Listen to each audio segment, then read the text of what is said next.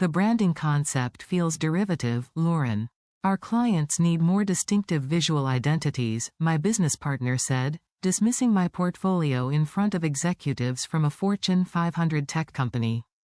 The marketing directors leaned back, reconsidering. My partner, Stephen Mitchell, smiled confidently and opened his presentation tablet. Let me show you the comprehensive brand system I've developed for your product launch. I sat in the downtown Seattle conference room, watching Stephen present graphic design work that was unmistakably mine. The typography systems were mine. The color theory applications were mine. Even the specific logo concepts and brand architecture came directly from months of research and design development I'd shared with him during our agency partnership meetings.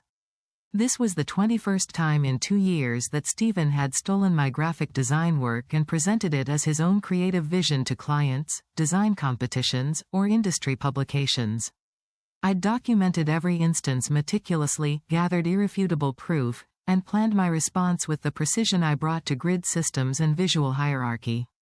Because what neither Stephen nor these executives knew was that I'd already registered copyrights on all my original design work, secured contracts with 4 major brands who wanted to work directly with me, and been approached by 2 global design agencies about creative director positions. I'd also consulted with attorneys who confirmed that Stephen had no legal rights to designs I'd created independently. In 48 hours, I would dissolve our agency partnership and reveal that every award-winning brand identity Stephen had been claiming credit for was actually my design work, protected by copyrights and comprehensive design documentation. His agency would lose its creative foundation, its major clients, and its industry reputation. Mine would launch with the designs he'd tried to steal, proper attribution, and opportunities he'd blocked through his exploitation. Before we witness how a talented graphic designer whose work was stolen for years used copyright law and industry connections to destroy her partner while launching her own successful studio, I want to thank you for being part of this community. A community that believes design theft deserves the same consequences as any other stealing, and that creative plagiarism should be exposed publicly. If you've had your design work stolen, if you've watched partners take credit for your creative vision, if you've been the invisible designer behind someone else's agency success, this story will resonate deeply. Hit that subscribe button to join thousands who appreciate stories where documentation and strategic planning overcome exploitation in creative industries. Now let's step into the world of graphic design, where a brilliant creative's work was systematically stolen by her charismatic business partner, where industry relationships enabled exploitation, and where 2 years of careful preparation created the foundation for complete professional destruction and creative triumph. My name is Lauren Martinez, and I'm a 31-year-old graphic designer originally from Austin, Texas. I grew up in a family where my mother was an art teacher and my father owned a small printing company. I was surrounded by discussions about visual communication, color theory, and the intersection of aesthetics and functionality. Graphic design felt like my natural language from childhood. I learned about typography and layout when I was 12 years old, working in my father's print shop after school. He taught me about kerning and leading, about how type needed to be both readable and beautiful, about the responsibility designers had to communicate clearly while creating compelling visuals. Those lessons shaped everything about how I approach design. My father's print shop handled everything from business cards to large format posters for local businesses and events. I absorbed the technical side of print production, understanding paperweights, color systems, bleeds and margins. But I was more fascinated by the design work itself, by how visual choices influenced how people perceived information and brands. I remember one specific project when I was 14, redesigning the logo and menu for a struggling local restaurant. The existing materials were cluttered and unprofessional, using too many fonts and clashing colors. I created a clean, cohesive identity with a custom logotype and a simplified color palette. The restaurant owner told my father that customers had commented the place felt more upscale after the rebrand. Seeing that design could transform business perception was profoundly influential. My mother contributed the fine arts perspective to my design education. She taught painting and drawing at the local high school, and she'd explain color theory, composition principles, and art history. She showed me how understanding traditional arts informed contemporary graphic design. I learned about the Bauhaus, Swiss international style, and how design movements reflected broader cultural contexts. During high school, I designed for the school newspaper, yearbook, and various student organizations. I experimented with different visual styles, learning what resonated with different audiences. I discovered I had intuition for creating visual systems that felt cohesive and distinctive.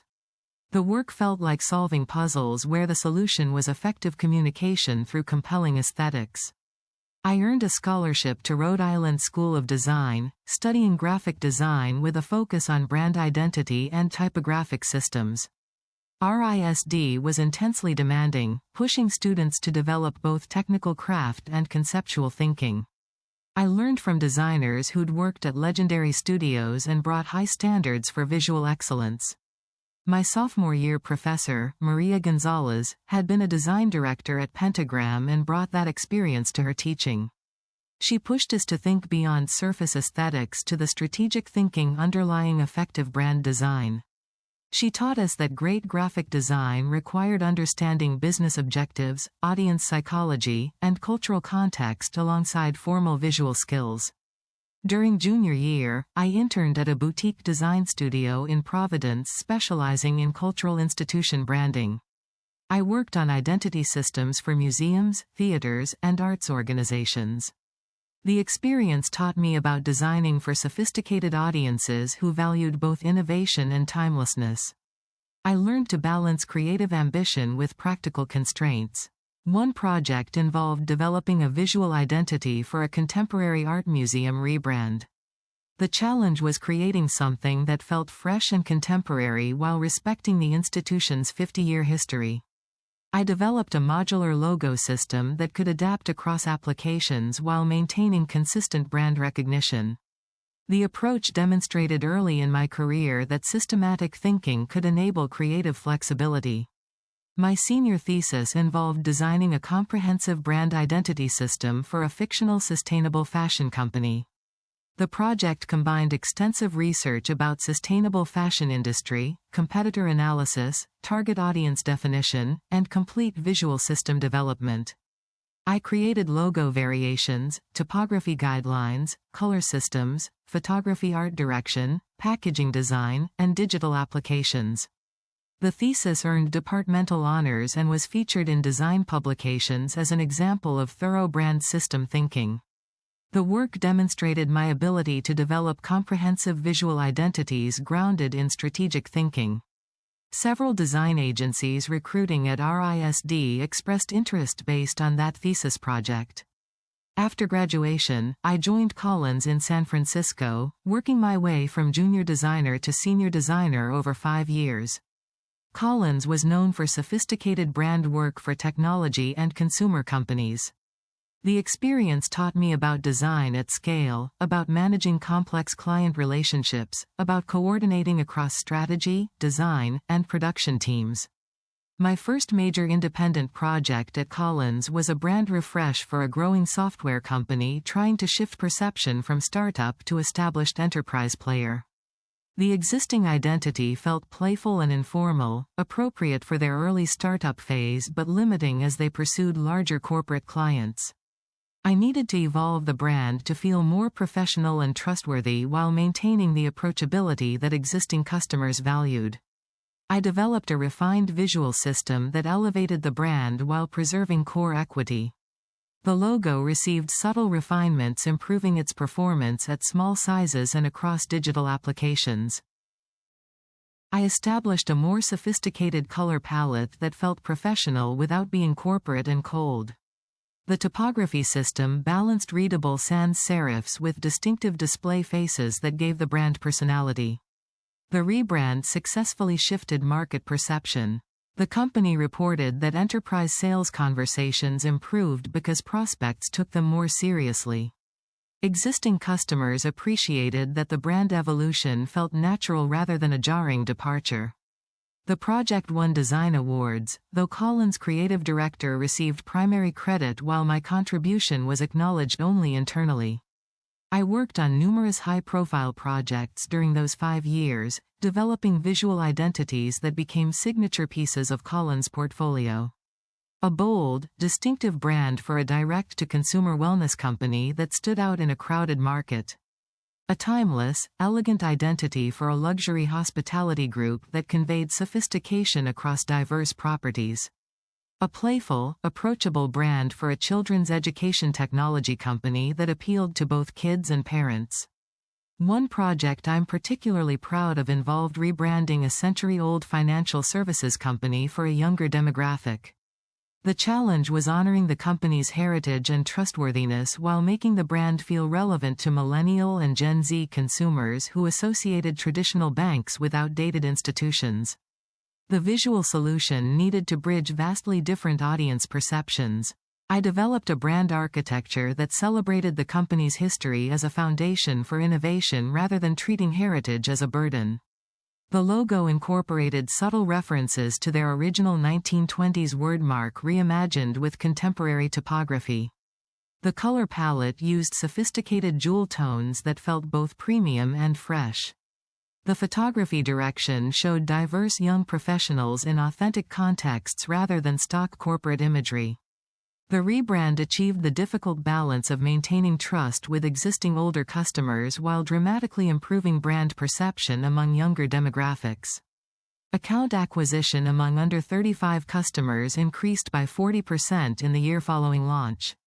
The work demonstrated that strategic thinking could solve seemingly contradictory brand challenges. By my 4th year at Collins, I'd become known internally as someone who could develop innovative solutions for complex brand challenges.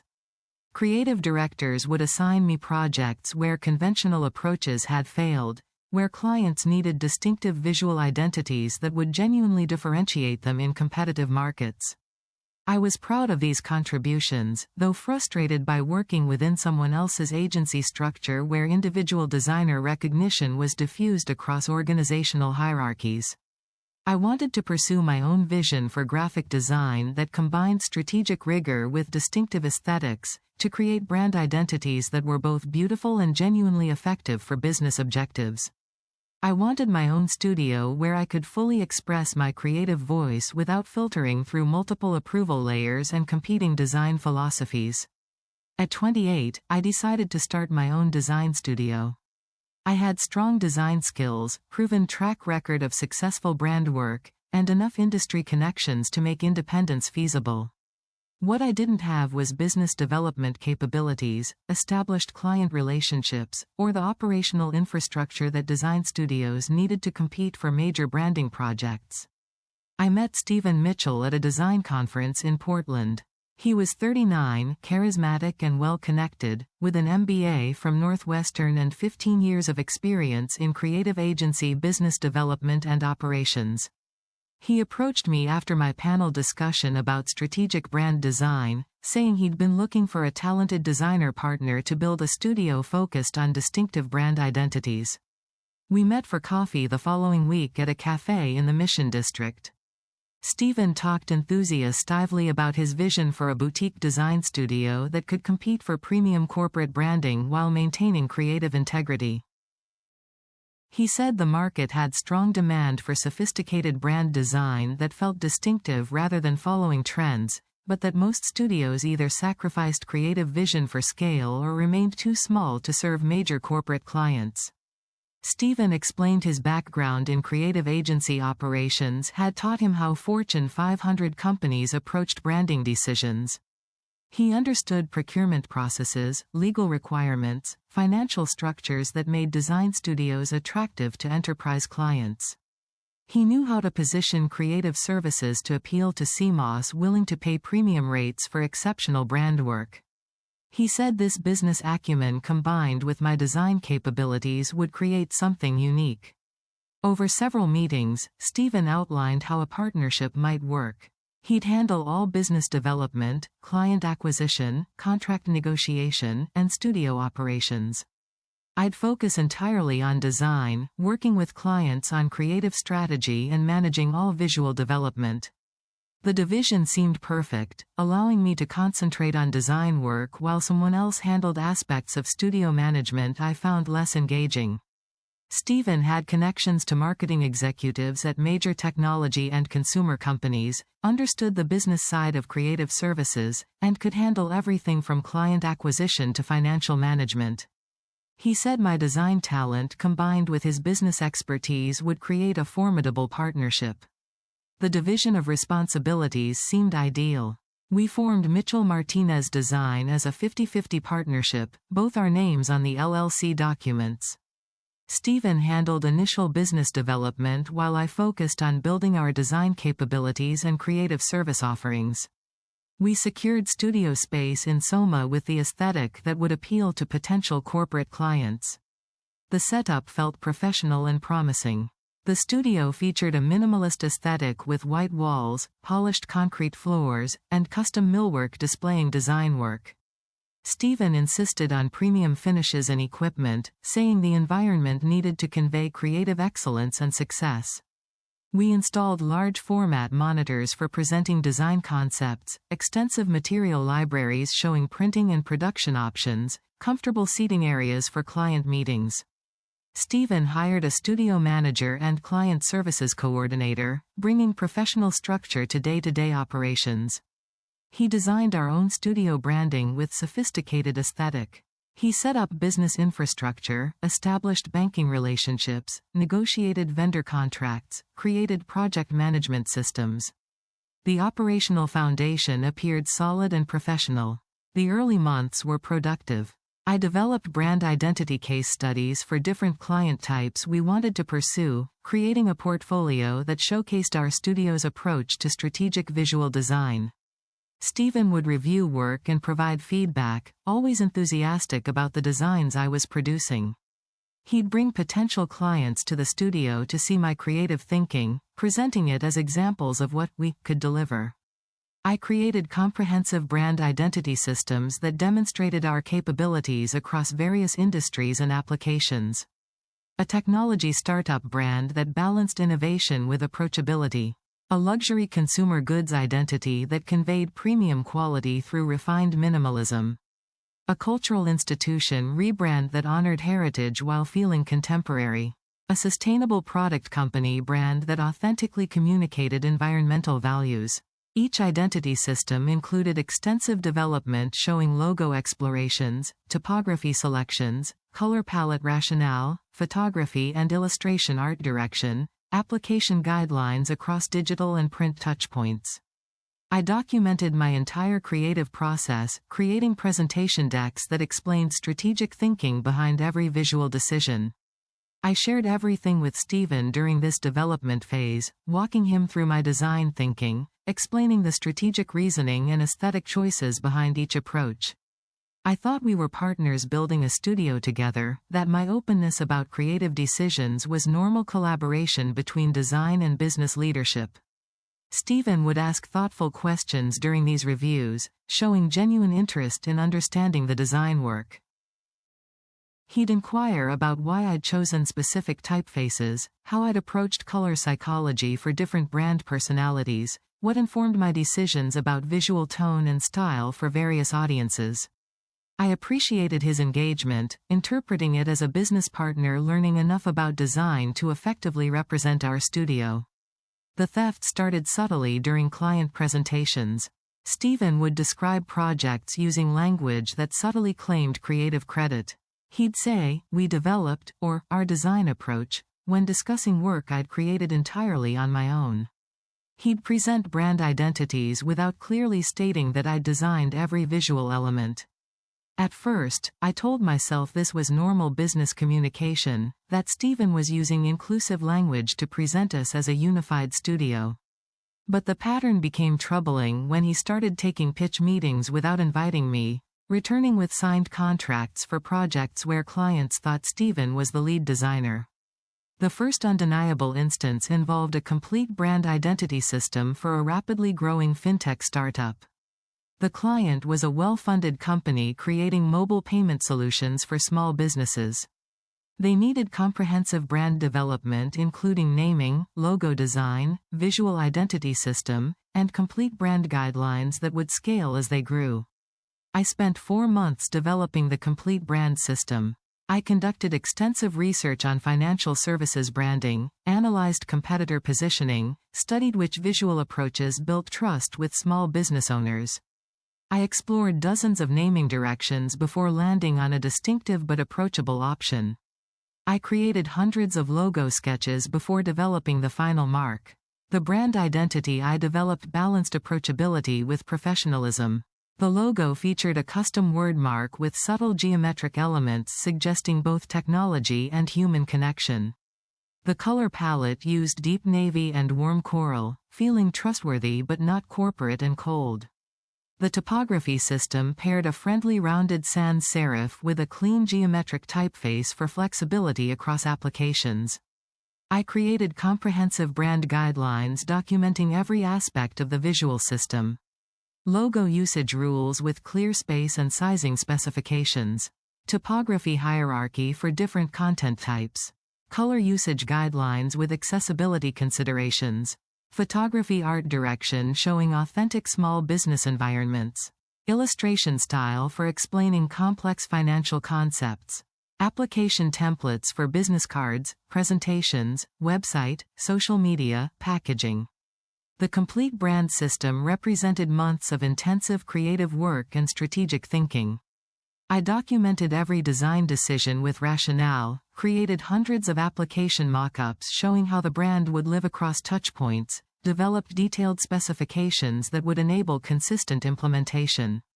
Stephen attended the final presentation with me, positioned as studio principal while I was introduced as creative director. During the presentation, I walked through the brand development process, explaining the strategic foundation and design execution. The client asked sophisticated questions about the visual choices, and I provided detailed answers demonstrating deep understanding of their business and market. After the presentation, the client told us they were thrilled with the brand and wanted to proceed with implementation. They mentioned being particularly excited about Stephen's distinctive design approach and his understanding of financial services branding.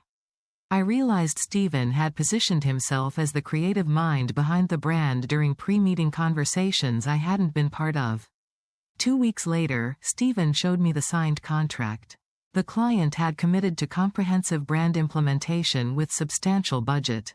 Stephen seemed pleased with the deal, saying the fintech brand would be perfect for establishing our studio's reputation for technology company work.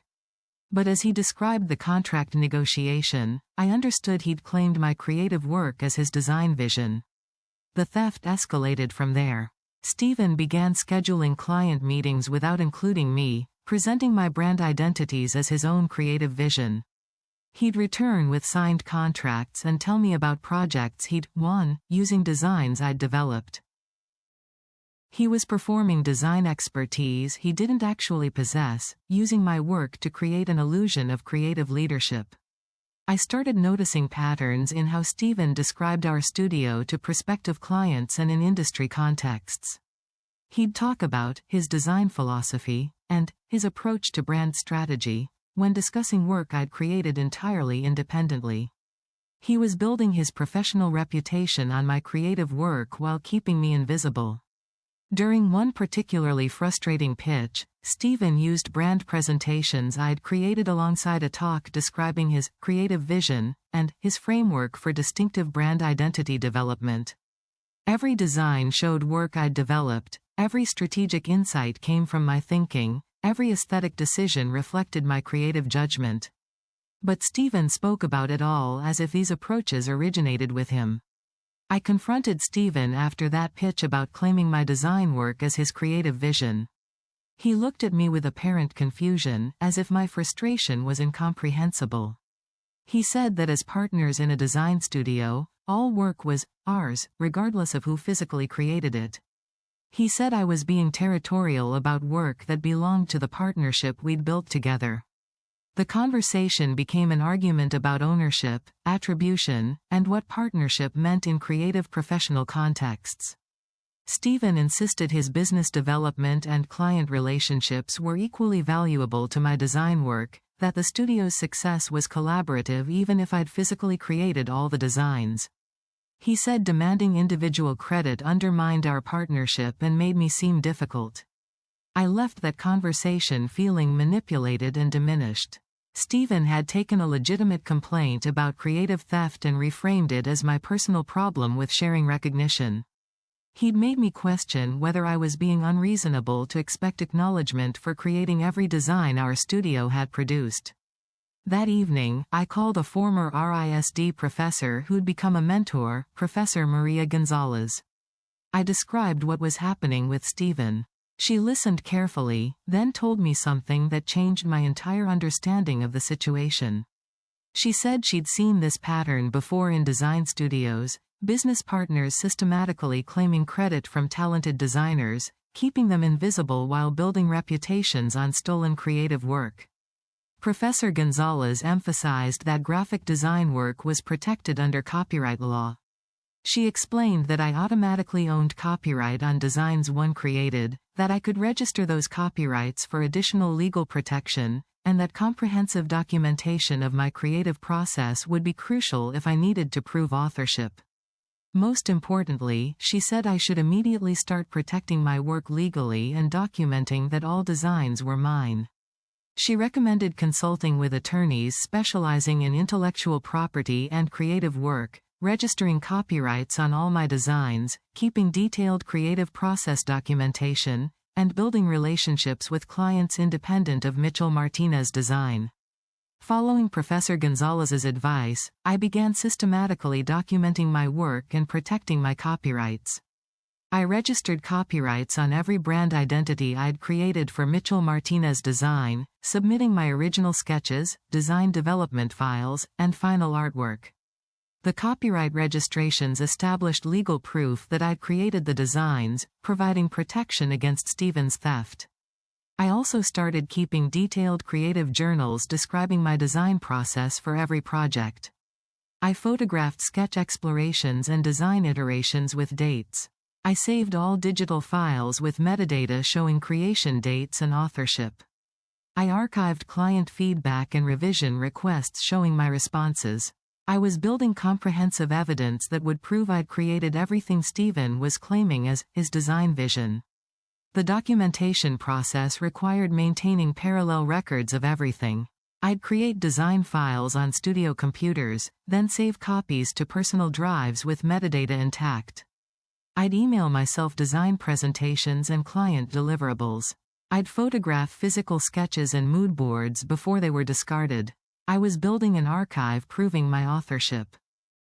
Simultaneously, I began building professional relationships independent of Steven and Mitchell Martinez Design. I attended design conferences alone, joined professional organizations, made sure people in the branding community knew me as an actual designer rather than just Steven's business partner. I was establishing my own professional identity. One particularly valuable connection came through an AIGA Women in Design network I joined. Through this group, I met several successful women studio owners who'd faced similar credit theft earlier in their careers. They shared strategies for protecting work, advice about leaving exploitative partnerships, and encouragement that my concerns about Steven's behavior were legitimate and serious. One designer, Patricia Chen, told me she'd left a partnership 7 years earlier after her partner had systematically claimed credit for her creative work. She'd struggled initially after leaving but had built a successful independent studio. She emphasized the importance of having copyrights registered and comprehensive design documentation before confronting exploitation or dissolving partnerships. Patricia's story gave me both validation and strategic direction. I wasn't overreacting to Steven's behavior. I was recognizing a serious pattern of professional theft that required careful response. The documentation I was gathering wasn't paranoid but necessary protection of my intellectual property and creative work. During this documentation period, I also started having careful conversations with clients we'd worked with through Mitchell Martinez Design. I wanted to understand whether they knew I'd created the designs Steven had been presenting as his work. The conversations were revealing and disturbing. Multiple clients told me they'd assumed Steven was the lead designer because of how he'd presented himself in initial meetings and ongoing communications. They'd believed they were hiring Mitchell Martinez Design primarily for Steven's creative vision. Several expressed surprise when I explained I'd actually designed their brands, saying Steven had certainly implied the work was his creative output. One client, the CMO of a technology company we'd rebranded, was particularly direct. She told me she'd contracted with Mitchell Martinez Design specifically because she was impressed with Steven's presentation about brand strategy and design thinking. She'd assumed the visual work Steven showed was his own creative output. When I showed her my original sketches and design files proving I'd created everything, she was shocked and concerned. The CMO said she felt misled, that she'd signed contracts believing she was getting Steven's design expertise when in reality Steven had no creative capabilities. She told me explicitly that if I left Mitchell Martinez Design and started my own studio, she'd want to work with me directly on future projects. She said several other marketing executives she knew would likely feel the same way. These conversations confirmed that Steven's credit theft wasn't just affecting my relationship with him but was damaging my professional reputation in ways that would impact my career long-term. Industry professionals thought he was the creative talent behind our studio when in reality he couldn't design a logo if his career depended on it. I also discovered that Steven had been submitting my work to design competitions and publications under his name as creative director, with me listed only as designer or art director. 5 brand identities I'd created had won major design awards, and all 5 award announcements credited Steven Mitchell as the creative force behind the work. My name appeared in fine print as a team member. The award credits were particularly galling because design awards significantly influenced professional reputation and career opportunities. Steven was building an award-winning portfolio based entirely on my creative work while keeping my contributions minimally acknowledged. The stolen credit would affect future job opportunities, speaking invitations, and professional recognition. I started reaching out to the clients and brands who'd commissioned my designs, explaining that I'd created the work they'd hired Mitchell Martinez Design to produce.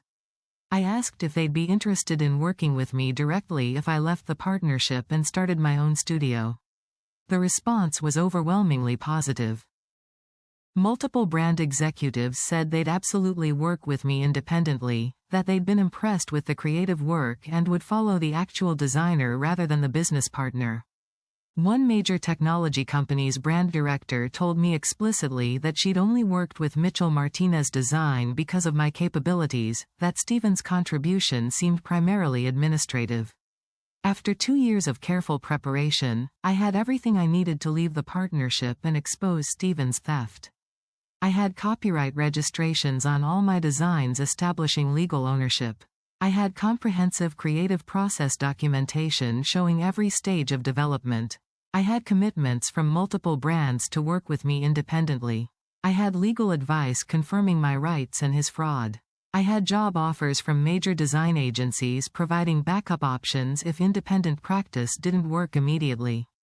Most importantly, I had absolute certainty that leaving was the right decision.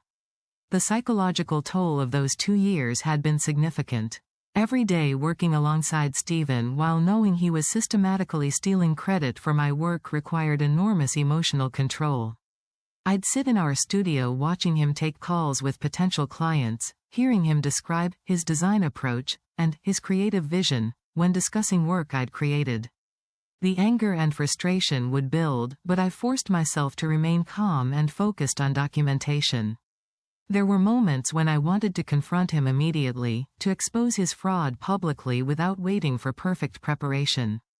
The impulse was particularly strong after award ceremonies where Steven accepted recognition for my work, after seeing my designs featured in publications with his name prominently credited while mine appeared in fine print. But Professor Gonzalez's guidance kept me patient and methodical. She reminded me repeatedly that premature confrontation would give Steven opportunity to create counter-narratives or take preemptive legal action. The goal wasn't just leaving the partnership but establishing independent practice successfully with my reputation intact and my rights protected. That required careful planning that couldn't be rushed by emotional reactions to ongoing theft. The women designers I'd met through professional networks provided essential support during this period.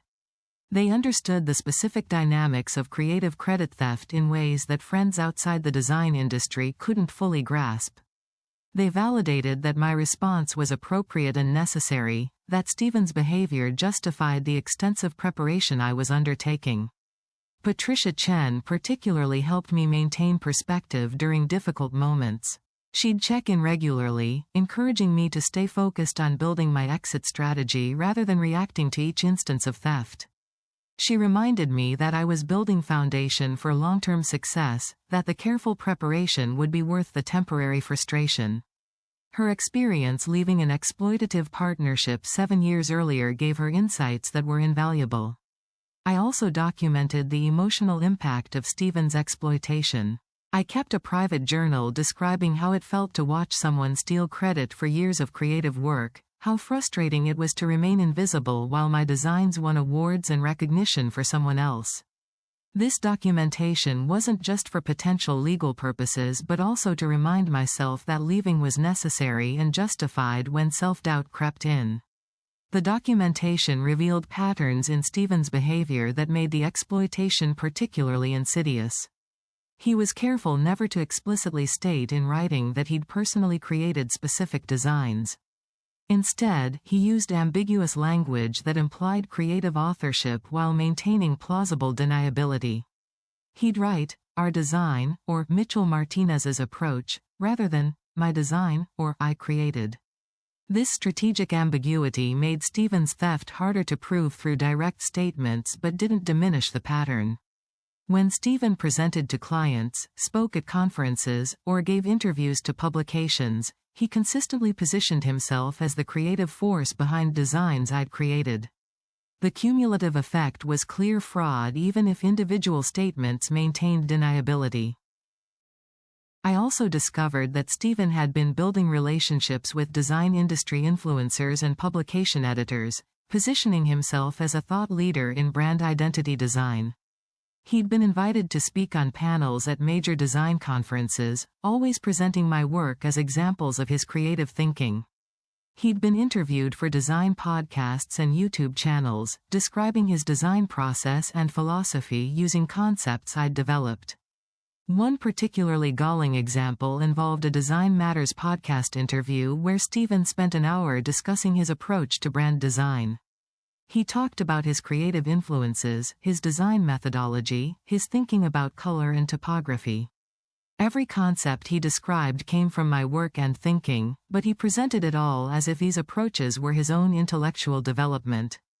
The podcast had substantial reach in the design community, and multiple people reached out to me afterward saying they'd enjoyed hearing Stephen's insights. They didn't know they were actually hearing my creative thinking filtered through Stephen's fraudulent claims of authorship.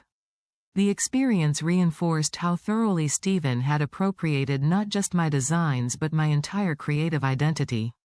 I scheduled a meeting with Stephen at our studio on a Friday afternoon. I'd prepared everything carefully, consulting with my attorney about exactly how to handle the dissolution conversation. I had formal written notice of partnership dissolution. I had documentation proving my copyright ownership of all designs. I had copies of evidence showing his systematic credit theft spanning 2 years and 21 documented instances. The timing was strategic. Friday afternoon meant Stephen would have the weekend to process the dissolution before attempting any business responses. I'd already secured my personal design files and documentation, removing them from studio servers to personal storage Stephen couldn't access. I'd backed up all evidence in multiple locations. I'd prepared for every contingency my attorney and I could anticipate. Stephen seemed relaxed when I arrived at the conference room, probably assuming this was a routine end-of-week project review. He had his laptop open, showing a brand presentation he'd prepared for a potential client pitch the following week. The presentation, predictably, featured my design work presented as his creative vision. I could see slides showing a tech startup brand identity I'd developed 3 months earlier, with speaker notes describing my approach to contemporary brand design. I sat down across from him and placed a folder on the table. The folder was deliberately thick, creating immediate visual impact. It contained copies of copyright registrations for every major brand identity Mitchell Martinez Design had created over 2 years, all registered in my name with comprehensive documentation proving my authorship. It contained printed evidence of 21 instances where Stephen had claimed my work as his own to clients, publications, competitions, or industry contexts. It contained letters from brand executives confirming they'd work with me independently. It contained my attorney's legal analysis of Stephen's fraudulent behavior. I began speaking before Stephen could start his typical friendly meeting routine. I told him I was dissolving our partnership effective immediately. The words came out more calmly than I'd expected given how much emotion was behind them. Stephen's expression shifted from casual friendliness to confusion as he began processing what I'd said. "What are you talking about, Lauren?" Stephen asked, closing his laptop with deliberate slowness. "Dissolve the partnership? If something's bothering you, we can discuss it like we always do. We've built something valuable here together. Whatever's wrong, we can work it out." I explained that I owned copyright to every design Mitchell Martinez Design had produced because I'd created them independently and registered them properly with the Copyright Office. I told him I'd documented his systematic misrepresentation of creative authorship over 2 years and had legal counsel confirming his behavior constituted both professional fraud and potential legal violations. I pushed the folder across the table toward him. Stephen opened the folder and began reviewing the contents. I watched his expression shift as he saw page after page of copyright registrations, all in my name, all dated over the past 2 years. He saw the documentation of instances where he'd claimed my work as his own, each with dates, sources, screenshots, and evidence. He saw the letters from brand executives stating they'd work with me directly. He saw the legal analysis describing his fraudulent behavior. His face went through visible stages of reaction. Initial confusion giving way to concern, then alarm as he realized the scope of documentation I'd compiled. He flipped through pages faster, seeing evidence of conversations he'd probably forgotten, award submissions he'd made in his name, client presentations where he'd positioned himself as the creative force. The comprehensive nature of the documentation was clearly overwhelming. "This is absurd," Stephen said, but his voice had lost its usual confidence. There was a slight tremor that suggested he understood the seriousness of the situation. "These are studio designs. Everything we've created has been collaborative, part of building this business together. You can't just claim ownership of work that belongs to Mitchell Martinez Design. We're partners. We share everything." I told him that copyright law didn't work that way. I'd consulted with attorneys specializing in design, intellectual property, and creative work. Under copyright law, one automatically owned copyright on creative work I personally produced. Registering those copyrights with the Copyright Office provided additional legal protections and benefits. Stephen had no legal rights to designs I'd created, regardless of our business partnership structure or his claims about collaboration. "I've contributed to these projects," Stephen insisted, his tone becoming defensive with an edge of desperation. "I've brought in all the clients, managed all the business operations, made this studio possible financially. You're acting like I've done nothing, when in reality my business development has been absolutely essential to our success. Without me, you'd still be a junior designer at someone else's agency." I acknowledged that Stephen had handled business operations and client acquisition, but pointed out that business development didn't entitle him to claim creative authorship of work he hadn't created. His contribution was management and sales, not design. He'd systematically misrepresented himself as the creative force behind brand identities I'd designed entirely independently, which constituted fraud against both me and our clients. I explained that his systematic misrepresentation of creative authorship to clients and in award submissions was particularly serious. He'd built his entire professional reputation on work he hadn't created. Multiple clients had signed contracts believing they were hiring his design expertise when he possessed no creative capabilities. The evidence I'd gathered would expose his fraud completely if he tried to contest the dissolution. Stephen tried several approaches as reality set in, and he realized I'd been planning this for 2 years. First, he suggested we could restructure the partnership to give me more prominent recognition. He proposed changing how we attributed work in presentations and publications, offering to list me as creative director while he remained managing partner. He said we could revise all our marketing materials to more clearly credit my design work. I told him it was too late for restructuring or compromises. I'd spent 2 years documenting his theft and building exit strategy because I'd lost all trust in the partnership. The systematic nature of his fraud, the calculated way he'd appropriated my creative identity, meant there was no foundation for continued collaboration regardless of what structural changes he proposed. Then Stephen tried appealing to our business relationship and history. He reminded me of how we'd started the studio together, how excited we'd both been about building something. He talked about successful projects we'd completed, clients we'd won, the studio's growing reputation. He said dissolving the partnership would destroy everything we'd worked to build over 2 years. I pointed out that he was describing my work, not collective efforts. Every successful project he referenced was a brand identity I'd designed. Every client we'd won had contracted for creative capabilities I provided. The studio's reputation was built entirely on my designs. He'd contributed business operations but had fraudulently claimed creative credit that belonged to me. I thought we were partners, Stephen said, his tone shifting to something that sounded like hurt but felt manipulative. I thought we were building something together, that we trusted each other. This feels like a betrayal of everything our partnership was supposed to be about. How long have you been planning this? Have you been lying to me for months? I told him the betrayal had been his systematic theft of credit for my creative work over 2 years. I explained that every time he'd presented my designs as his creative vision, every time he'd accepted awards for work I'd created, every time he'd given interviews describing design philosophy that came entirely from my thinking, he'd betrayed whatever partnership we might have had. My documentation and planning weren't betrayal but necessary self-protection against his fraud. Stephen became angry, his professional facade cracking. He accused me of being ungrateful, of forgetting that he'd given me the opportunity to build a studio, of being vindictive and destructive. He said I was throwing away a successful business partnership over ego and desire for individual recognition. His words were designed to make me feel guilty, to reframe legitimate complaints about creative theft as my personal character flaws. I remained calm, though I could feel my own anger rising. I told Stephen that he hadn't given me an opportunity but had exploited my creative work while keeping me invisible.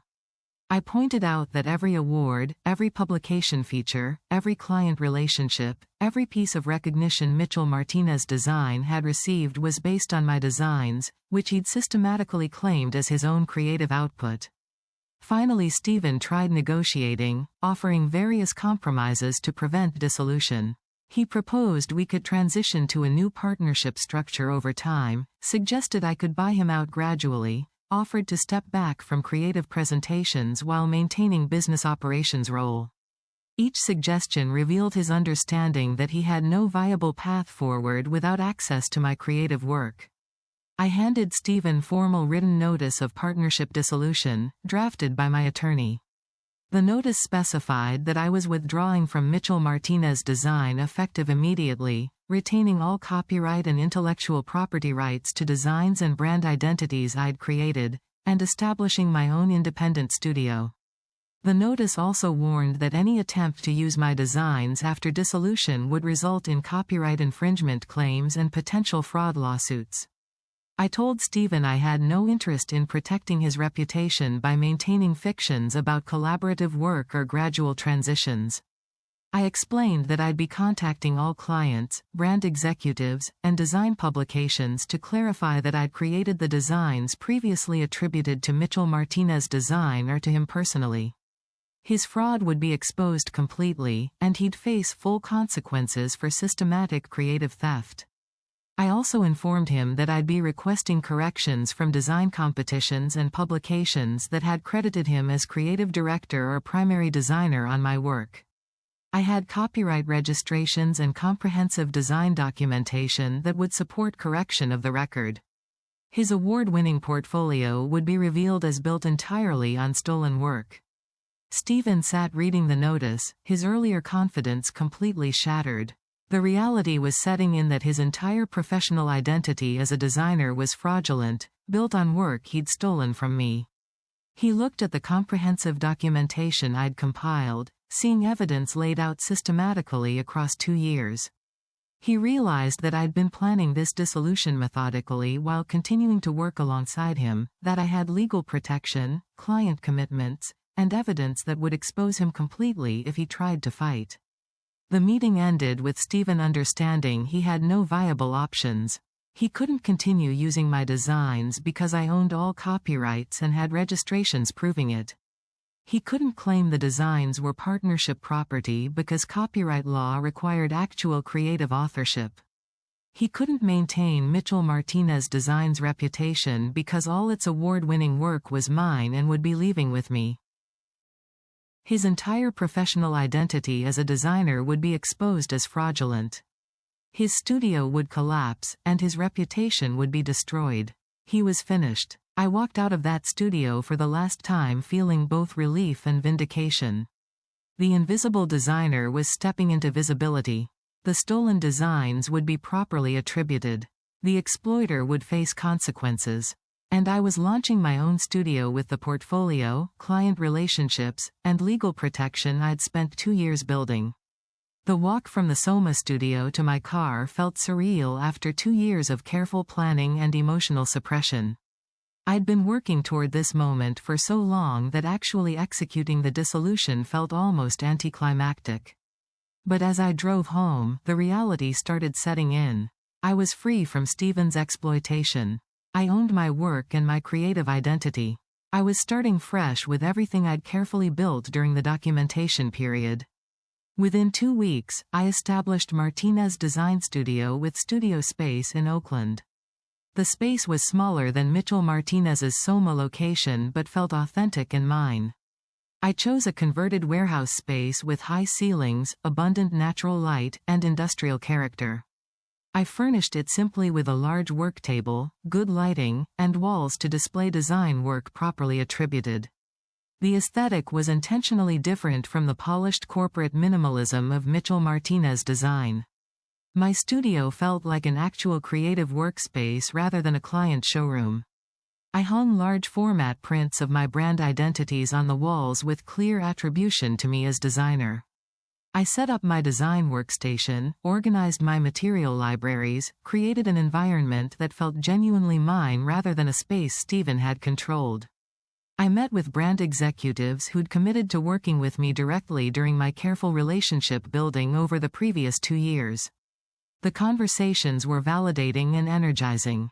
Every executive expressed relief that they could now work directly with the actual designer who'd created their brands rather than through a business partner who'd fraudulently claimed creative credit. I finalized contracts for 6 major branding projects that would launch my independent studio. The fintech startup whose brand I'd created wanted me to design their next product launch identity. The technology company I'd rebranded wanted ongoing design support for new initiatives. The consumer goods brand wanted me to extend their identity system to new product lines. 3 new clients who'd been waiting for me to leave Mitchell Martinez also signed contracts. The brands I'd been cultivating relationships with during my documentation period immediately transferred their business from Mitchell Martinez Design to Martinez Design Studio.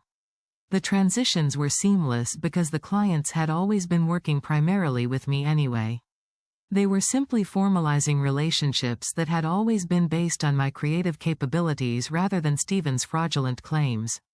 Within a month of leaving Mitchell Martinez, I'd secured enough client contracts to make my independent studio financially viable.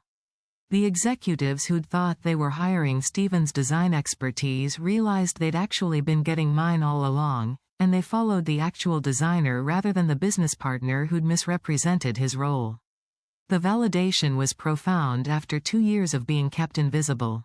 I also contacted all the design publications that had featured Mitchell Martinez Designs' work. I provided them with copyright documentation proving I'd created the designs attributed to Stephen Mitchell. I explained that Stephen had systematically misrepresented his role in creating brand identities, that he'd committed fraud by claiming credit for work he hadn't produced. Several publications ran correction articles or updates acknowledging that Lauren Martinez, not Stephen Mitchell, had created the designs previously attributed to Mitchell Martinez Design. Communication Arts published a substantial correction explaining that their earlier feature article had misattributed creative credit, and they ran a new profile about my independent studio with accurate attribution. Print Magazine, which had featured one of my brand identities in their regional design annual with Stephen credited as creative director, published a correction and apology. They explained that they'd verified through copyright records that one was the actual designer, and they updated their online archives to properly credit my work. The editor personally called to apologize for the misattribution and express support for my independent studio. The design community response to my story was powerful and validating beyond what I'd anticipated. Multiple designers, particularly women and people of color, reached out saying they'd experienced similar credit theft in studio or agency settings. Many described situations where business partners, creative directors, or studio principals had systematically claimed credit for their work while keeping them invisible in subordinate roles. Professional organizations invited me to speak about protecting design copyright and preventing exploitation in creative partnerships. I gave presentations at AIGA chapters in San Francisco, Los Angeles, New York, and Chicago. The sessions drew standing room-only crowds, indicating how many designers had experienced or worried about creative credit theft. The story resonated because design theft was far more common than the industry publicly acknowledged. After one presentation in New York, a young designer approached me in tears. She described how her business partner had been systematically claiming credit for her work for 3 years. She'd felt trapped because she didn't understand her copyright protections and feared she couldn't succeed independently. My story and the practical guidance I provided gave her both legal knowledge and emotional encouragement to document her work and plan her exit. She emailed me 6 months later to say she'd successfully left the partnership and started her own studio. Stephen Mitchell's reputation collapsed completely and publicly. Once brand executives and industry professionals learned he'd been fraudulently claiming credit for my creative work, his credibility was destroyed in ways that ended his career in design. Mitchell Martinez Design lost every major client within 6 weeks. The brands who'd thought they were hiring Stephen's design capabilities pulled their contracts. The prospective clients who'd been considering working with the studio canceled meetings. The referrals Stephen had counted on disappeared entirely. Several clients threatened legal action against Stephen for misrepresentation and fraud, claiming they'd signed contracts based on false premises about his creative capabilities. At least 3 brands pursued arbitration or litigation seeking to recover payments they'd made to Mitchell Martinez Design, arguing the contracts were fraudulent because Stephen had misrepresented his role and capabilities. His liability insurance carrier became involved, and the legal complications multiplied. Design competitions that had awarded Stephen recognition for my work were contacted by both me and some clients. Several competitions revised their records to properly credit me as the designer, removing Stephen's name from award announcements and databases. One major competition, the Communication Arts Design Annual, published a notice about the corrections and implemented new verification procedures to prevent future credit fraud. Stephen attempted to salvage his studio by hiring other designers to replace my creative output, but his reputation was so damaged that talented professionals refused to work with him. Word had spread through the design community that he'd built his entire reputation on stolen work. No designer with self-respect wanted to associate with someone who'd so thoroughly betrayed professional ethics and defrauded clients. I heard through professional networks that Steven tried reaching out to designers he'd met at conferences, offering equity partnerships or creative director positions. Every designer he contacted declined once they learned about his fraud. Some forwarded his outreach to me, expressing disgust at his behavior and support for my independent studio. The design community's response demonstrated that systematic creative theft had real professional consequences. Within 4 months of my departure, Mitchell Martinez Design closed completely. Steven dissolved the LLC, unable to maintain the business without any creative capabilities, client relationships, or professional credibility. The Soma studio space was vacated, the website went dark, and the social media accounts stopped posting. Steven Mitchell effectively disappeared from San Francisco's design community. I learned later that Steven had left the design industry entirely, moving to another city and attempting to pivot to general business consulting. His attempt to build reputation and success by stealing my creative work had backfired spectacularly, destroying not just the studio but his entire professional identity. The fraud had been so systematic and public that he couldn't recover from its exposure. Meanwhile, Martinez Design Studio flourished in ways that exceeded my expectations even after 2 years of careful planning. My first year of independent practice was both challenging and deeply satisfying. I completed brand identities for 12 major companies across technology, consumer goods, and cultural sectors. I won 6 design awards properly attributed to me as designer. I was invited to speak at design conferences about both my creative work and my experience with credit theft. The fintech startup brand I'd created, which Steven had previously claimed as his work, became a widely recognized visual identity as the company grew rapidly. Design publications featured the brand multiple times as an example of effective startup branding. This time every article credited Lauren Martinez as designer, describing my strategic approach and creative vision. The proper attribution established my reputation for technology company branding. A sustainable consumer goods brand I'd designed won an AIGA 50 Best Award, one of the most prestigious recognition in graphic design. The award ceremony was emotionally significant because I walked on stage to accept the recognition myself. My name was announced clearly, and my creative work was properly celebrated. The contrast with 2 years of watching Steven accept awards for my work made the moment particularly meaningful.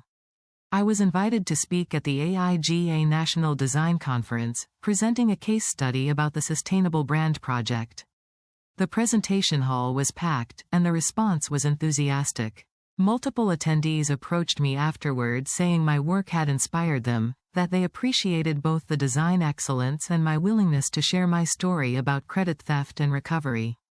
The speaking opportunity established me as both a talented designer and an advocate for creative rights. Within 2 years of leaving Mitchell Martinez, Martinez Design Studio had created brand identities for over 20 major companies and won 12 design awards. My work was featured regularly in design publications including Communication Arts, Print, Design Observer, and Fast Company's Company Design. Every feature included proper attribution, establishing my professional identity and creative reputation independently of Steven's fraud.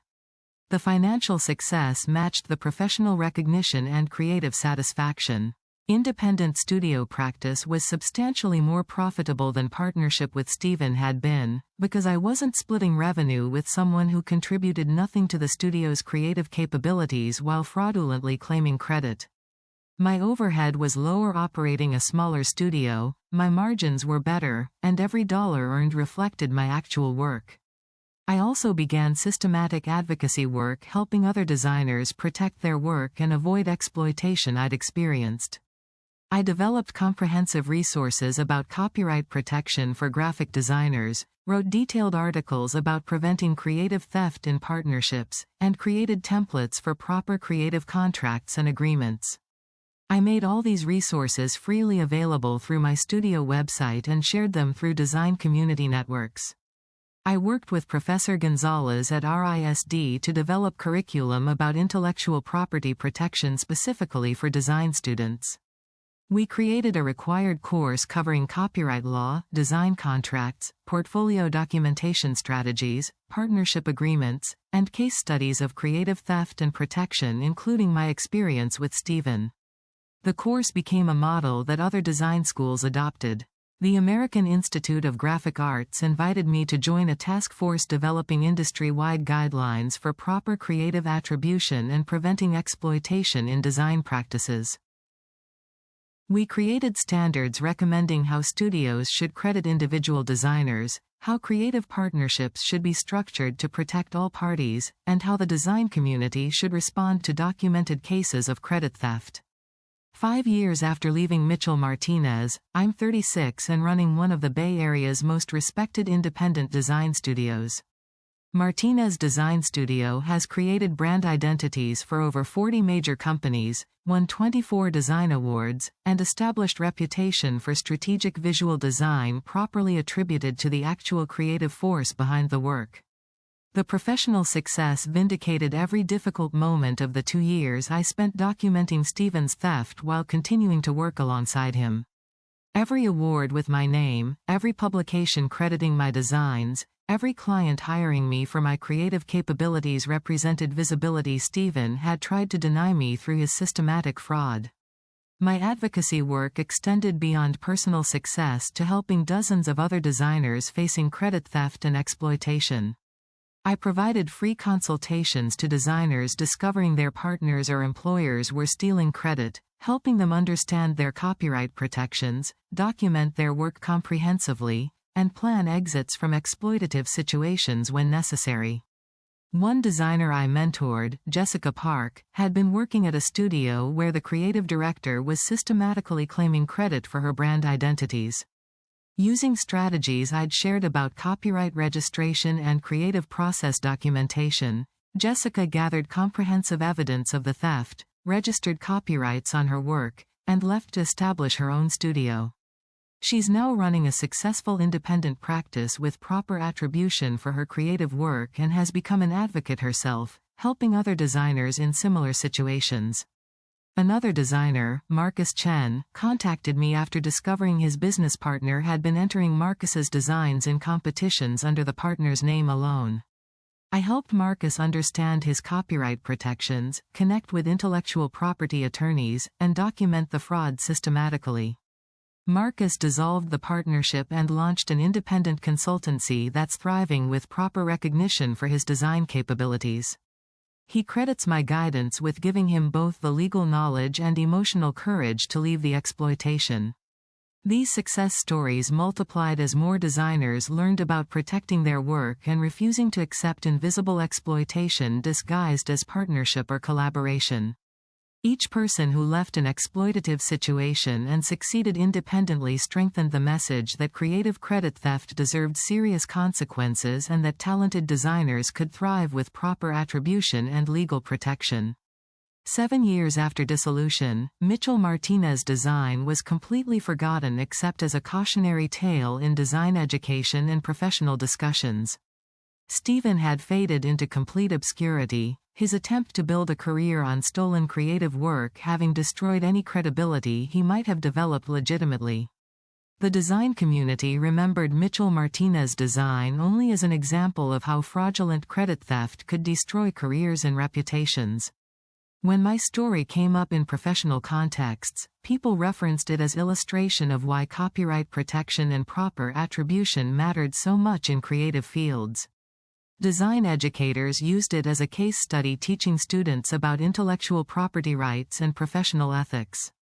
The story became part of design community knowledge, helping protect future designers from similar exploitation. I published opinion pieces in design journals about creative theft and professional ethics in collaborative creative work. I argued that design culture often enabled exploitation through ambiguous attribution practices and power imbalances between creative talent and business operations. I advocated for clearer industry standards, stronger cultural norms against credit theft, and better education about copyright protection. 10 years after leaving Mitchell Martinez, I published a book combining design case studies with practical guidance about protecting creative intellectual property. Design rights. Protecting your creative work in collaborative practices became required reading in design programs, widely adopted for professional practice courses. It covered copyright law for designers, documentation strategies, partnership agreements, client contracts, and real-world examples of creative theft and protection. Stephen's fraud became a detailed teaching case in the book, his exploitation immortalized as a cautionary tale educating future generations about protecting creative work and recognizing fraudulent partnership dynamics. He had wanted to be remembered as an innovative designer and successful studio owner. Instead, he became an example of what not to do, the business partner whose systematic credit theft destroyed his career while elevating his victim to greater success and industry-wide recognition. My niece is growing up seeing her aunt as a successful independent designer, author, and advocate using her platform to help others. The lessons from my experience with Stephen are applicable beyond graphic design to any creative field where attribution and intellectual property matter, where power imbalances can enable exploitation. 15 years after Mitchell Martinez's dissolution, I received the AIGA Medal, the highest honor in American graphic design, recognizing both design excellence and advocacy for proper attribution in creative professions.